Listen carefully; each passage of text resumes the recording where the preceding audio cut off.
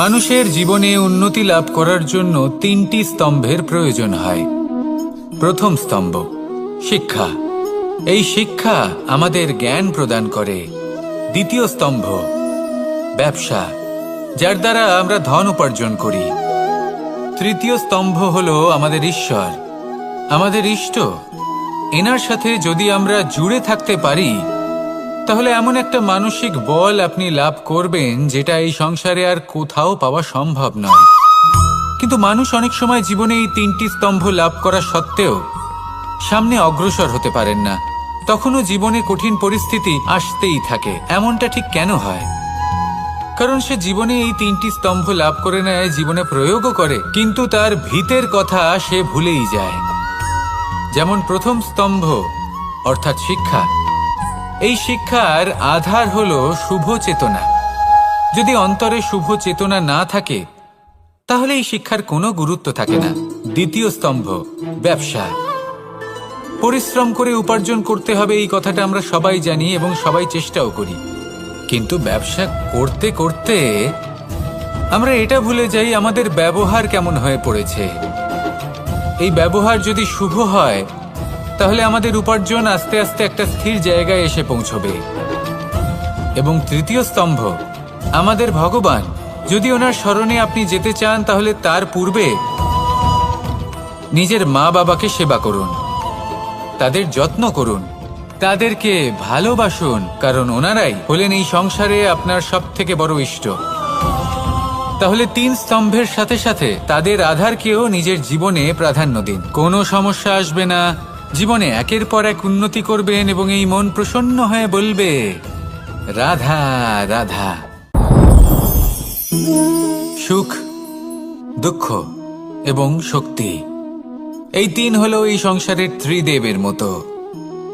আমাদের জীবনে যা কিছু ঘটছে এই তিনটির ভিত্তির উপরেই হচ্ছে।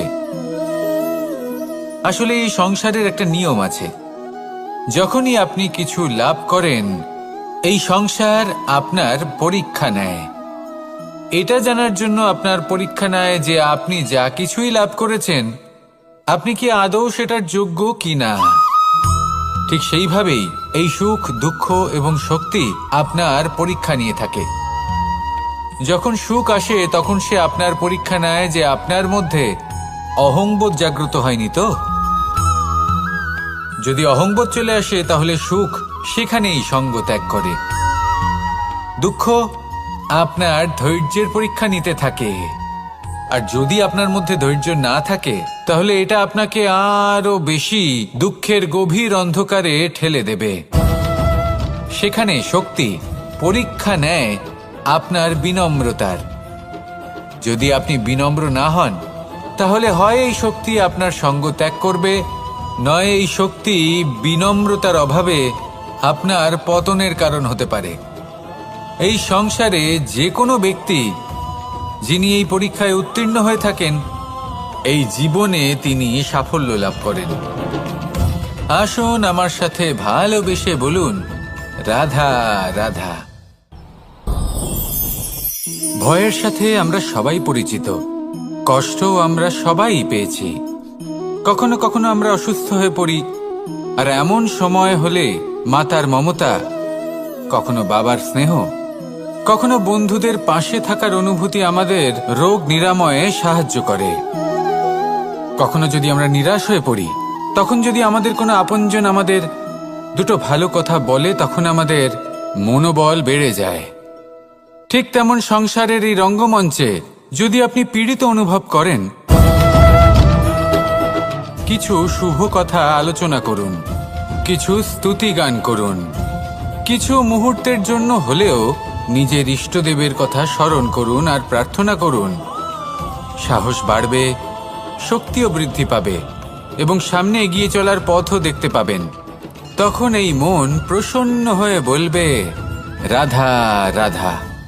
এই সংসারে কখনো কোনো ব্যক্তিকে তার বাইরের পোশাক দেখে বিচার করার চেষ্টা করবেন না, এটা খুব বড় ভুল করবেন।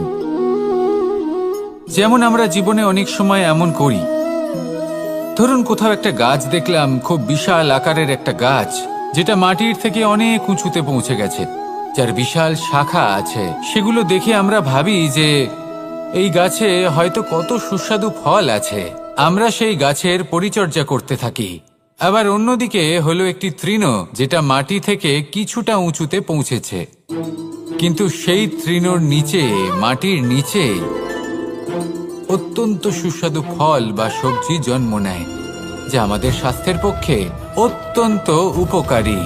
সেই জন্য কখনো আবরণ দেখে কাউকে বিচার করতে চেষ্টা করবেন না। তার বদলে এটা বোঝার চেষ্টা করুন যে আপনার সামনে যে ব্যক্তি আছে বা বস্তু আছে, তার বিশেষত্ব কি। যদি এই বিশেষত্ব বোঝার ক্ষমতা আপনি অর্জন করেন, যদি এই শিল্প আপনি নিজের ভেতরে জাগ্রত করেন, তাহলে এই সংসারে বিশেষত্ব কি সেটা আপনি জানতে পারবেন। আর এই সমস্ত খেলা দৃষ্টি থেকে নয়, দৃষ্টিভঙ্গি থেকে জন্ম নেয়। দৃষ্টিভঙ্গি সবসময় শুভ রাখুন, আর আমার সাথে ভালোবেসে বলুন, রাধা রাধা। যখন আমরা কোনো বনে প্রবেশ করি, তখন এই সবুজ ঘাস দেখে, এই কোমল ঘাস দেখে আমাদের মন প্রফুল্ল হয়ে ওঠে। ভিন্ন ভিন্ন প্রজাতির ফুল, ভিন্ন ভিন্ন রঙের ফুল দেখে এই মন আনন্দে ভরে ওঠে। এখানে শিশুরা আনন্দ লাভ করে, বড়রা ভোজন গ্রহণ করেন, কথাবার্তা বলেন, হাঁটাহাঁটি করে বেড়ান। এবার ভেবে দেখুন, যখন এই উপবনের নির্মাণ হয়েছিল, সেই সময় যদি এই মাটিকে সঠিকভাবে খনন না করা হতো, যদি তাতে সঠিকভাবে বীজ রোপণ না করা হতো, যদি কোনো সংঘর্ষ না হতো, পরিশ্রম না করা হতো, যদি চলতে চলতে পায়ে কাঁটা না বিঁধে যেত, তাহলে এই সুন্দর বন দেখে আমরা কি এই আনন্দ লাভ করতে পারতাম? কখনোই নয়। ধরুন কোনো নদীর তটে সুন্দর একটি বন আছে, সেই বনের আনন্দ লাভ করতে গেলে আপনাকে সেই নদী পার করতেই হবে। যদি সুখের নদীর কাছে পৌঁছতে চান, তাহলে তটে যে কাঁটা রয়েছে সেগুলোর সাথে সংঘর্ষ করতেই হবে। এই সংসারে যদি আপনি সুখ লাভ করতে চান, তাহলে সুখ লাভের এই যাত্রা শুরু করতে হবে সংঘর্ষ দ্বারা। তাহলে সংঘর্ষকে স্বাগত জানান, এর পেছনেই সুখ রয়েছে যা আপনার জন্য অপেক্ষা করছে। এবার হাসুন আর আমার সাথে ভালোবেসে বলুন, রাধা রাধা। সংসারে আমাদের জীবনের সবথেকে বড় দোষ কি আপনি জানেন? কেউ বলবেন লোভ, কেউ বলবেন লালসা, কেউ বলবেন অসত্য। দেখুন, দুঃখের মূল কারণ হলো পরিশ্রম না করা। কিছু মানুষ ভাবেন যে আমি জীবনে কোনো পরিশ্রম করব না, অথচ আমি সবকিছু প্রাপ্ত করতে চাই। আর এমন এক কারণের জন্যই দূতের মতো খেলা আমাদের জীবনে প্রবেশ করার সুযোগ পায়। দূত। এই দূত আসলে কি? দূত অর্থাৎ কোনো পরিশ্রম ছাড়াই অন্য কেউ পরিশ্রম করে যা অর্জন করেছেন, যে সুখ সুবিধা অর্জন করেছেন, তা নিজের জন্য শুধুমাত্র একটা খেলার মাধ্যমে নিজের করে নেবার ইচ্ছে। আর এই ইচ্ছে অত্যন্ত বিনাশকারী হতে পারে। এই ইচ্ছে যদি আপনার বিবেক, আপনার মন, আপনার চেতনা, আপনার ভাবনা প্রবাহিত করে ফেলে, তারপরে আপনি চেষ্টা করতে শুরু করে দেবেন, আর সেইখান থেকেই আপনার পতন শুরু হবে। এই চেষ্টা করবেন যে অন্য কারোর জীবনের সমস্ত ধন, তার সমস্ত জীবন সম্পূর্ণভাবে নিজের করে নেওয়ার। কারণ প্রথমে আশা জাগ্রত হয়, আর এই আশা হতাশায় পরিণত হতে সময় লাগে না। এই হতাশা কোণঠায় পরিণত হতে সময় লাগে না, কোণঠা লোভে পরিণত হতে সময় লাগে না, আর এই লোভ প্রতিশোধ স্পৃহাতে পরিণত হতে সময় লাগে না। আর যখন এই সব কিছু হয়, আপনি দুষ্ট হয়ে যান। আর সবাই জানেন যে প্রত্যেক দুষ্ট ব্যক্তির পতন হলো অবশ্যম্ভাবী। তাই নিজেকে দূতের থেকে দূরে রাখুন আর পরিশ্রমকে নিজের কাছে টেনে নিন। জীবনে আপনার যা যা স্বপ্ন রয়েছে, যা আপনি করতে চান, শুধুই পরিশ্রম দ্বারা অর্জন করুন। তাহলে তাই করুন, আর আমার সাথে ভালোবেসে বলুন, রাধা রাধা। জীবনে কিছু শেখা অত্যন্ত গুরুত্বপূর্ণ। এবার কি কি শিখতে হবে, সেই সব শেখানোর জন্য অনেক শিক্ষক রয়েছেন। কিন্তু কি শিখবেন না আর কি করবেন না, এটা আমাদের নিজের অভিজ্ঞতা দিয়েই শিখতে হয়। কিন্তু তার মানে এটা নয় যে যদি আপনাকে শিখতে হয় যে আগুনের তাপ কতটা, আপনাকে আগুনের মধ্যে হাত দিতে হবে না, অন্য কারোর অভিজ্ঞতা দ্বারাও শিখতে পারেন। প্রশ্ন শুধুমাত্র একটাই যে আপনি কি শিখতে চান নাকি চান না। যদি আপনি এটাই ভাবেন যে আমি শুধুই নিজের অভিজ্ঞতা দ্বারাই শিখতে চাই, তাহলে জীবনকাল ছোট মনে হবে, অনেক কিছুই শিখতে পারবেন না। তাই নিজের সাথে সাথে বড়দের অভিজ্ঞতা দ্বারাও শেখা শুরু করে দিন। এই সংসারের অভিজ্ঞতা দ্বারা শিখতে শুরু করে দিন। আর এটা নিশ্চিত রূপে শেখা আবশ্যক যে কখন কি করবেন না, কোথায় থামতে হবে আর কোথায় থামবেন না। তাহলে আসুন আর আমার সাথে ভালোবেসে বলুন, রাধা রাধা। ভোজন। এবার ভোজন সংগ্রহ করার জন্য মানুষ কি না করেন, সব সময় চেষ্টা করতে থাকেন। ফসল উৎপাদনের জন্য অনেক পরিশ্রম করতে থাকেন, কিন্তু অনেক সময় অনেক পরিশ্রম করার পরেও ফসল ভালো উৎপাদন হয় না। এর কারণ কি? কারণ হলো এটাই যে আপনি পরিশ্রম হয়তো অনেক করেছেন, কিন্তু আপনার নজর তো সেই বীজের দিকে ছিলই না যা আপনি রোপণ করেছেন। সেই জন্য সব সময় কোনো বীজ রোপণ করার আগে তাকে পরখ করে দেখুন, তা অত্যন্ত আবশ্যক। আর সেইভাবেই যখনই কোনো কর্মের প্রশ্ন আসে, তাহলে সেখানে শুধুমাত্র পরিশ্রম যথেষ্ট নয়। সেই কাজের প্রতি আপনার কর্তব্য কি, আপনার উদ্দেশ্য কি, সেটা জানা হলো অত্যন্ত গুরুত্বপূর্ণ। তাই কর্ম করুন, কিন্তু সেই কর্মের প্রতি আপনার যা উদ্দেশ্য তার মাহাত্ম্য বুঝতে চেষ্টা করুন। তাহলে আসুন আমার সাথে ভালোবেসে বলুন, রাধা রাধা।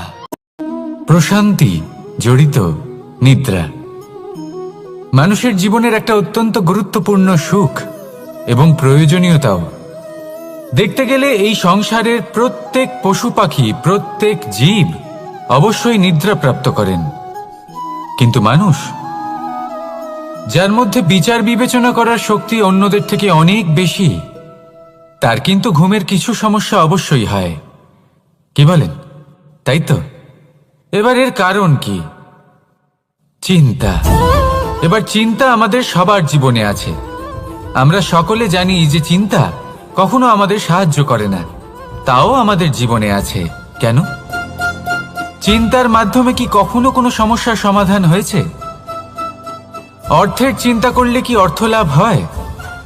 ভবিষ্যতের চিন্তা করলে কি ভবিষ্যৎ ঠিক হয়ে যায়? স্বাস্থ্যের চিন্তা করলে কি স্বাস্থ্য নিজে থেকেই ঠিক হয়? হয় না। তাহলে এই সব কিছু থেকে আমাদের একটা ছোট্ট শিক্ষা অবশ্যই লাভ করা উচিত। আপনিও আপনার কাঁধ থেকে চিন্তার এই বোঝা নামিয়ে ফেলুন। আর ইচ্ছে, এই সব ইচ্ছে একত্রিত হয়ে আমাদের মনে চিন্তা উৎপন্ন করে। তাই এই চিন্তাগুলিকে ত্যাগ করুন। প্রকৃতির প্রেমের ওপর বিশ্বাস রাখুন। মনে রাখবেন, যিনি চিন্তা মুক্ত হবেন তিনি চিতা মুক্ত হবেন।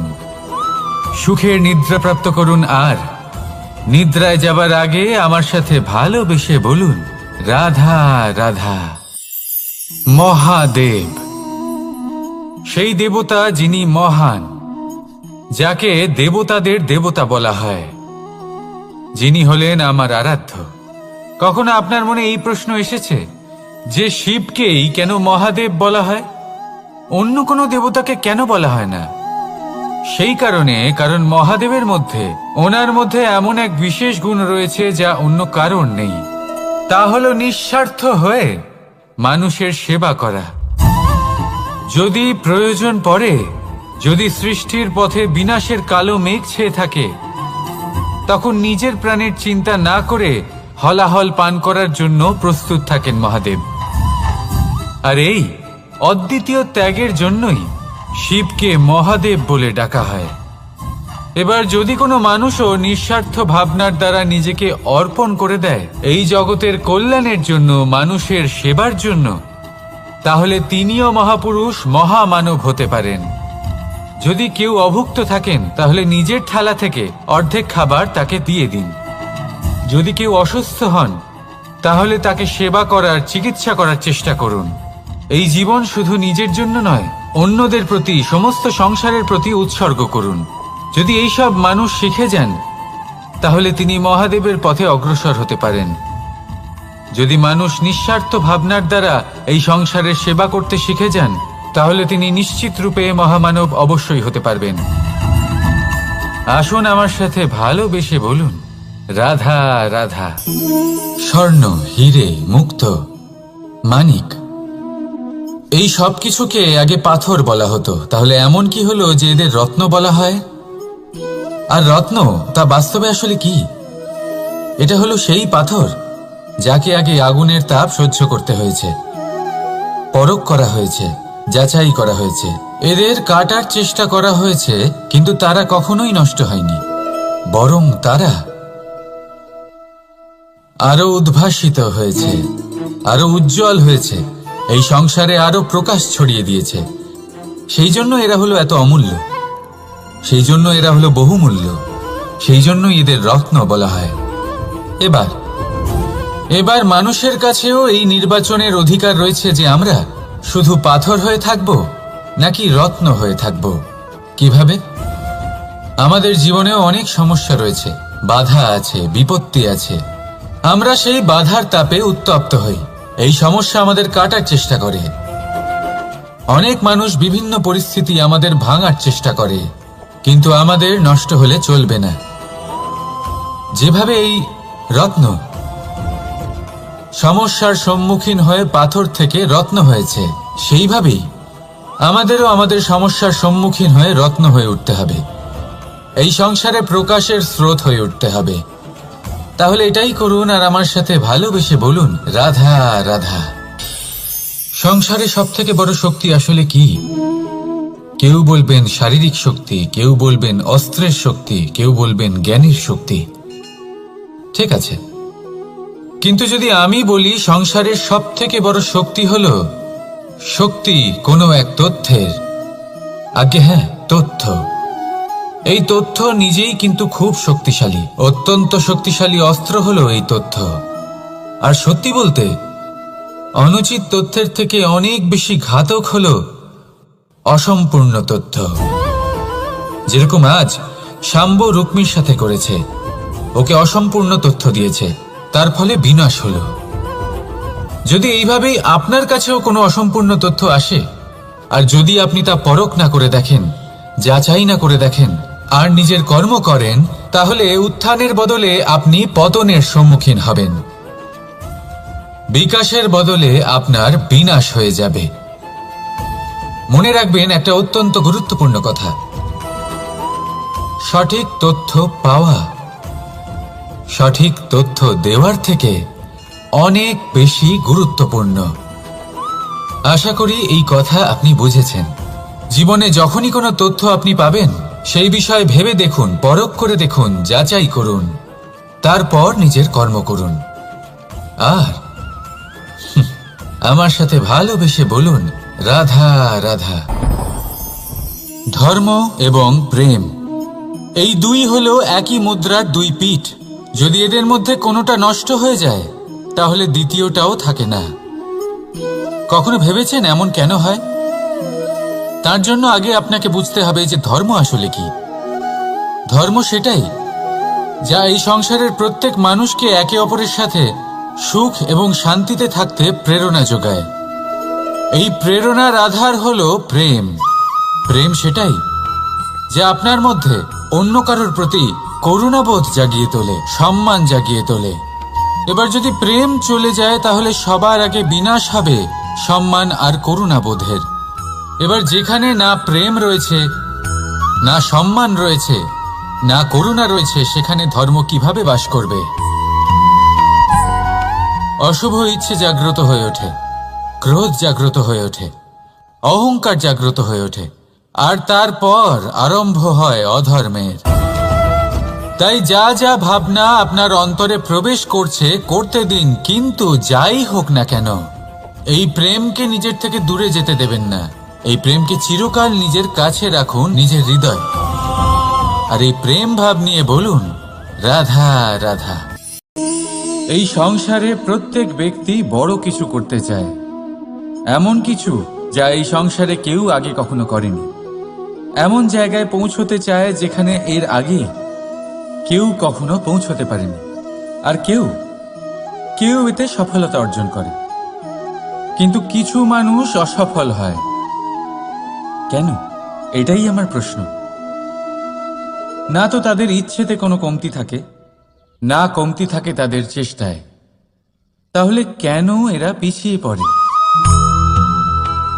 এর উত্তর বড়ই সরল। এই সংসার। আপনাদের বলি কিভাবে। আপনারা সকলে সংসারে মহান কাজ করতে চান, সেই মান, সেই সম্মান পেতে চান যা এর আগে কেউ কখনো পায়নি। কিন্তু আপনার সমস্যা এটাও যে এই কাজে সংসার আপনার সাথে থাকছে না। বড়ই অদ্ভুত ব্যাপার। দেখুন, ভুলে যান গোটা সংসারকে, জীবনে একা একা এগিয়ে চলুন। গঙ্গোত্রী থেকে যখন একটি জলের ফোঁটা বেরোয় তখন সেটা শুধু এক বিন্দু জল। তারপরে যখন সে তার যাত্রা শুরু করে অন্য জলের ফোঁটার সাথে মিশে, তখন সে স্রোতে পরিণত হয়, গঙ্গাতে পরিণত হয়। যদি আপনি জীবনে এগোতে চান তাহলে একলা এগোতে শিখুন, নির্ভীক হয়ে, সাহসের সাথে, ধনাত্মক চিন্তা নিয়ে জীবনে এগিয়ে চলুন, একা এগিয়ে চলুন। আর দেখবেন সেই মান, সেই সম্মান আপনার জন্যই অপেক্ষা করে আছে। রাধা রাধা। কর্ম। মানুষ সর্বদা কর্ম করতে থাকে, আর এই কর্মের জন্যই সে মান, সম্মান, ধন, প্রতিষ্ঠা লাভ করে। এবার মানুষ সবসময় চেষ্টা করে যাতে সে ভালো কর্ম করে যায়।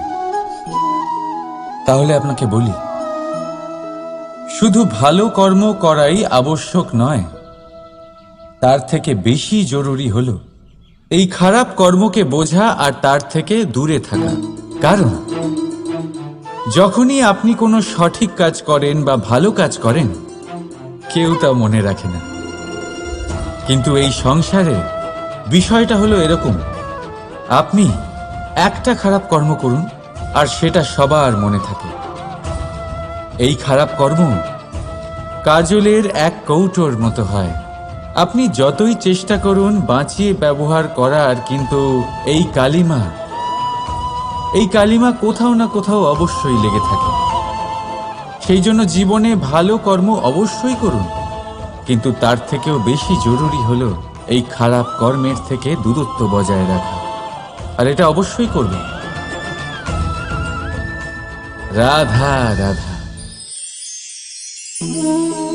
সংসারে সমস্ত জায়গায় এই ব্যবসা চলতে থাকে। কিছু পাওয়ার জন্য কিছু দিতে হয়, লাভের জন্য কিছু বিনিয়োগ করতে হয়।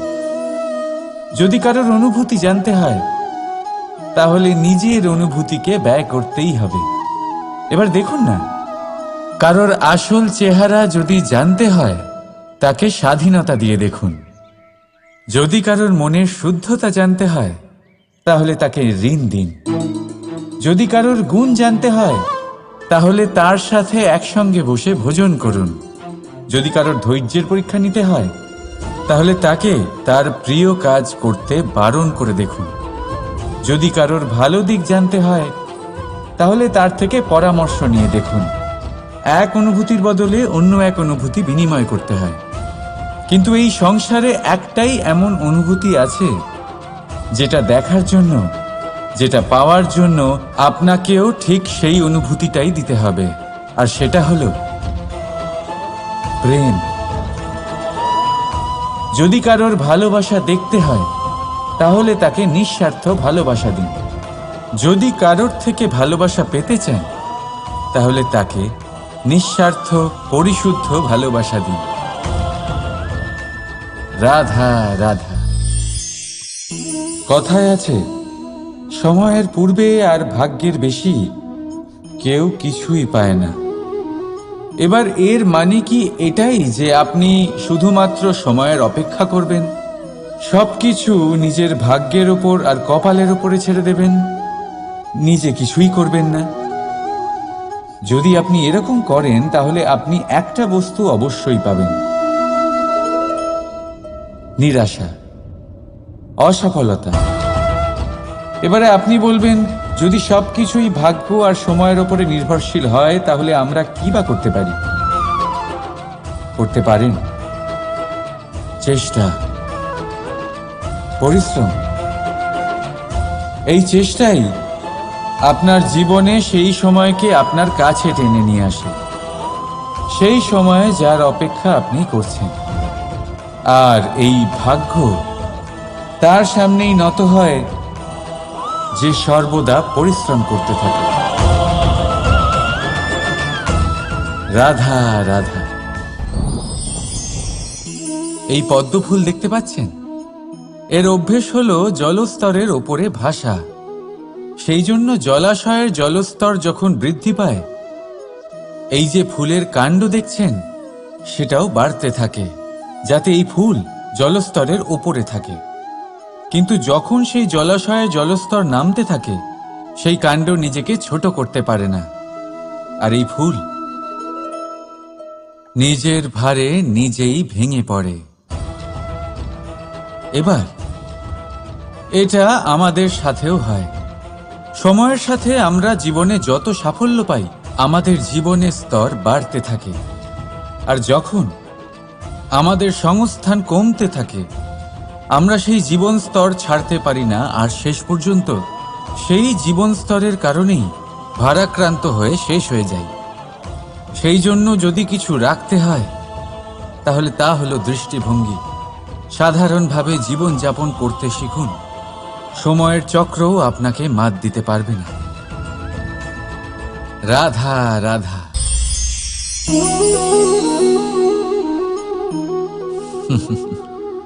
সময়, এই সময় না কোনো ব্যক্তি, না জীব, না বস্তু, তাও সময় জীবিত থাকে।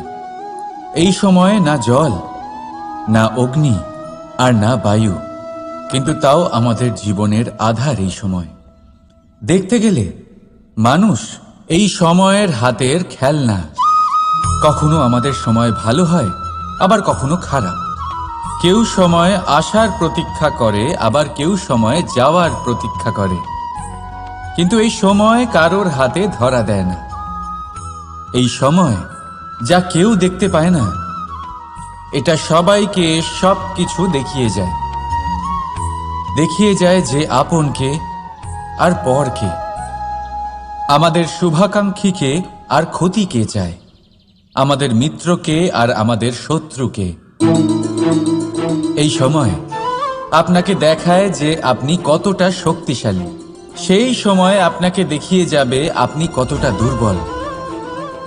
এই সময় সব কিছু দেখিয়ে যায়।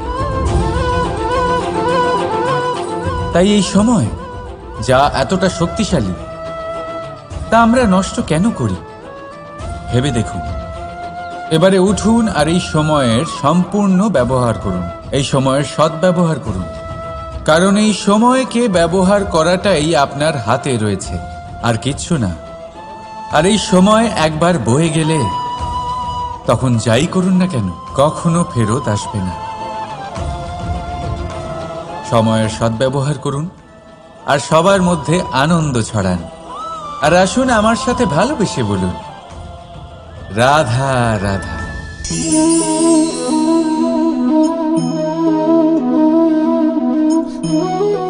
এই জল দেখতে পাচ্ছেন আপনি? এটা ঘোলা জল, এতে ময়লা মিশে আছে। কিন্তু যদি আপনি এটা কিছুক্ষণ এমনি ফেলে রাখেন, তাহলে দেখবেন এই ময়লা আপনা থেকেই নিচে থিতিয়ে পড়বে। কিন্তু এই পাত্রটা নাড়াতে থাকলে এমনটা হবে না। শান্ত ছেড়ে দেবেন, তবেই এই ময়লা নিজেই নিচে চলে যাবে। ঠিক সেইভাবেই যখন আমাদের জীবনে কোনো সমস্যা আসে, কোনো অশান্তির সৃষ্টি হয়, তখন উত্তেজিত হয়ে পড়লে, নিজের সংযম হারিয়ে ফেললে আমরা এর সমাধান পাব না। শান্ত থাকলে তখনই সমস্যার সমাধান পাব। তাই মনে রাখবেন, ধৈর্য আর সংযম দ্বারা শান্ত মনে বিচার করলে যত বড়ই সমস্যা হোক না কেন তার সমাধান আপনি অবশ্যই পাবেন।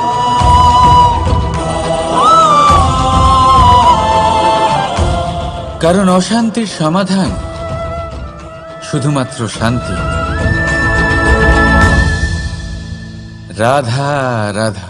প্রজাপতি আকাশে উড়ে বেড়ায়, সে সুন্দর ফুলের রস আস্বাদন করে, উন্মুক্ত উড়ে বেড়ায়, কিন্তু তারও বিপদ কম কিছু নেই। যেমন হলো পতঙ্গ, জন্তু এই প্রজাপতিকে নিজের আহার করে নেয়। তাকে এদের থেকে সাবধানে থাকতে হয়।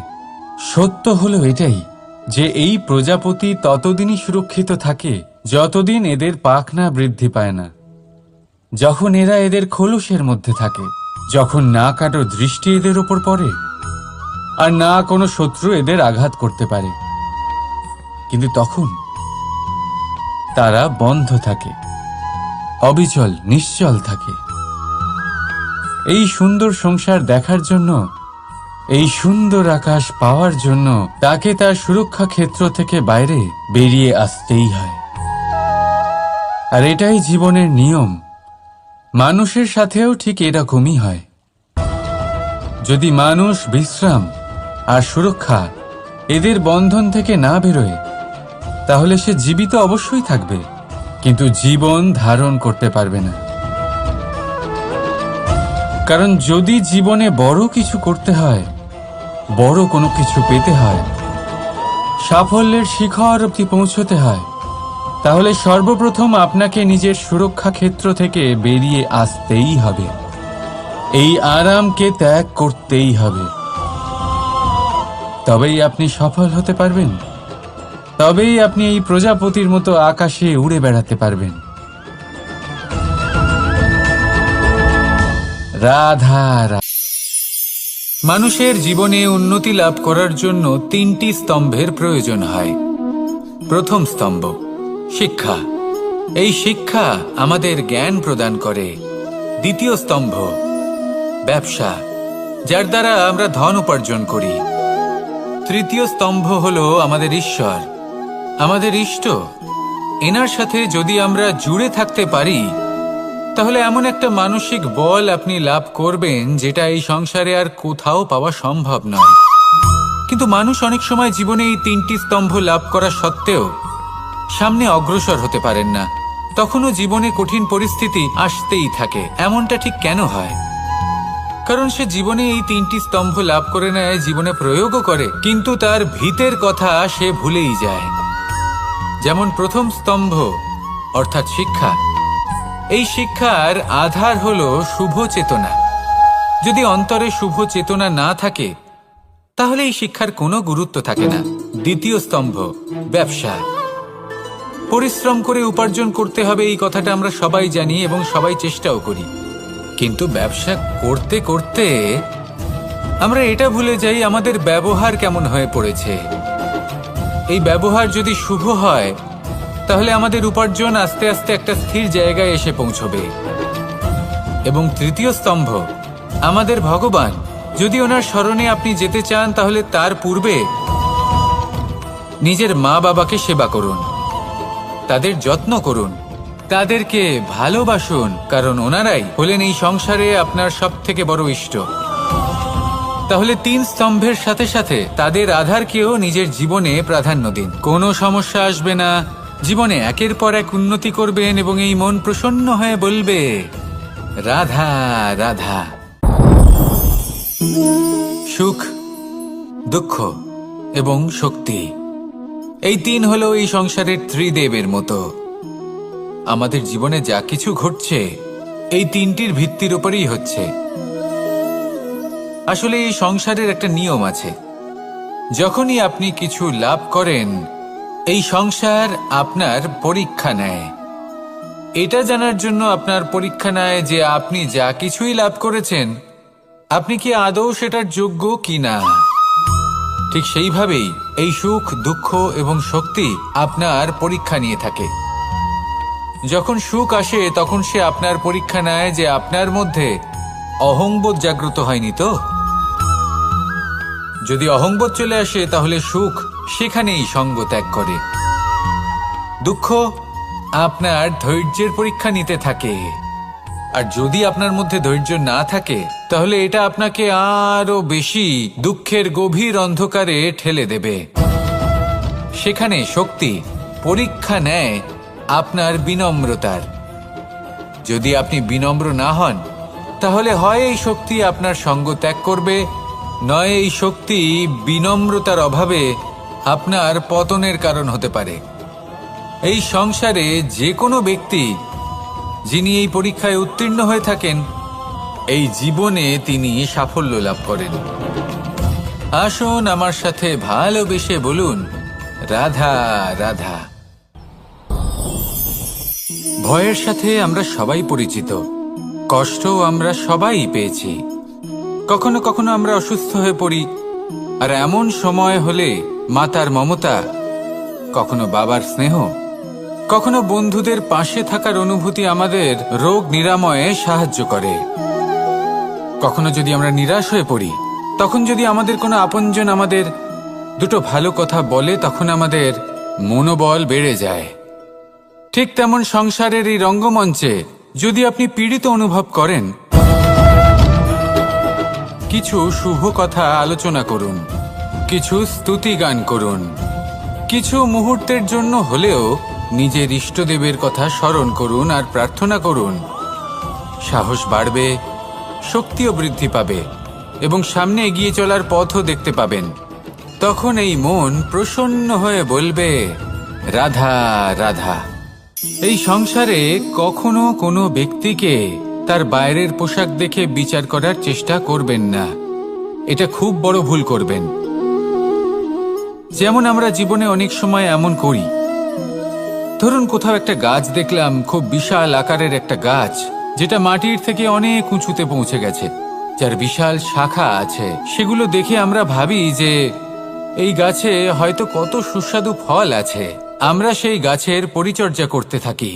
আবার অন্যদিকে হলো একটি তৃণ, যেটা মাটি থেকে কিছুটা উঁচুতে পৌঁছেছে, কিন্তু সেই তৃণর নিচে, মাটির নিচে অত্যন্ত সুস্বাদু ফল বা সবজি জন্ম নেয়, যা আমাদের স্বাস্থ্যের পক্ষে অত্যন্ত উপকারী। সেই জন্য কখনো আবরণ দেখে কাউকে বিচার করতে চেষ্টা করবেন না। তার বদলে এটা বোঝার চেষ্টা করুন যে আপনার সামনে যে ব্যক্তি আছে বা বস্তু আছে, তার বিশেষত্ব কি। যদি এই বিশেষত্ব বোঝার ক্ষমতা আপনি অর্জন করেন, যদি এই শিল্প আপনি নিজের ভেতরে জাগ্রত করেন, তাহলে এই সংসারে বিশেষত্ব কি সেটা আপনি জানতে পারবেন। আর এই সমস্ত খেলা দৃষ্টি থেকে নয়, দৃষ্টিভঙ্গি থেকে জন্ম নেয়। দৃষ্টিভঙ্গি সবসময় শুভ রাখুন আর আমার সাথে ভালোবেসে বলুন, রাধা রাধা। যখন আমরা কোনো বনে প্রবেশ করি, তখন এই সবুজ ঘাস দেখে, এই কোমল ঘাস দেখে আমাদের মন প্রফুল্ল হয়ে ওঠে। ভিন্ন ভিন্ন প্রজাতির ফুল, ভিন্ন ভিন্ন রঙের ফুল দেখে এই মন আনন্দে ভরে ওঠে। এখানে শিশুরা আনন্দ লাভ করে, বড়রা ভোজন গ্রহণ করেন, কথাবার্তা বলেন, হাঁটাহাঁটি করে বেড়ান। এবার ভেবে দেখুন, যখন এই উপবনের নির্মাণ হয়েছিল, সেই সময় যদি এই মাটিকে সঠিকভাবে খনন না করা হতো, যদি তাতে সঠিকভাবে বীজ রোপণ না করা হতো, যদি কোনো সংঘর্ষ না হতো, পরিশ্রম না করা হতো, যদি চলতে চলতে পায়ে কাঁটা না বিঁধে যেত, তাহলে এই সুন্দর বন দেখে আমরা কি এই আনন্দ লাভ করতে পারতাম? কখনোই নয়। ধরুন কোনো নদীর তটে সুন্দর একটি বন আছে, সেই বনের আনন্দ লাভ করতে গেলে আপনাকে সেই নদী পার করতেই হবে। যদি সুখের নদীর কাছে পৌঁছতে চান, তাহলে তটে যে কাঁটা রয়েছে সেগুলোর সাথে সংঘর্ষ করতেই হবে। এই সংসারে যদি আপনি সুখ লাভ করতে চান, তাহলে সুখ লাভের এই যাত্রা শুরু করতে হবে সংঘর্ষ দ্বারা। তাহলে সংঘর্ষকে স্বাগত জানান, এর পেছনেই সুখ রয়েছে যা আপনার জন্য অপেক্ষা করছে। এবার হাসুন আর আমার সাথে ভালোবেসে বলুন, রাধা রাধা।